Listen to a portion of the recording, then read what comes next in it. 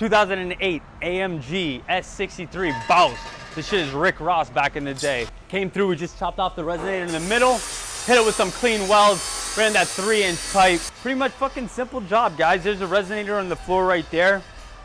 He wanted the rear mufflers on as well. That's always the next move. I say that all the time. He wanted to leave on those stock tips. 6.3 liter motor, like 518 horsepower, something like that. V8, this thing's a beast. I don't know how it's gonna sound. I never heard this, but we're gonna bring it down and crank it for you guys. Also, we are franchising. Check out the links in the description below. You could own a franchise in South Florida. You could own a franchise in Georgia, Nebraska, North Dakota, Las Vegas, wherever you want. Let's check this out.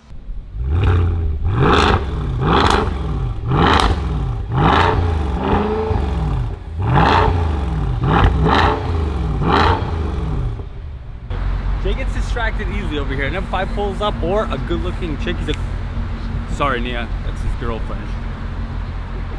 What do you guys think? Yo, let me know in the comments below, okay? All right, we're gonna get it peeling off right now.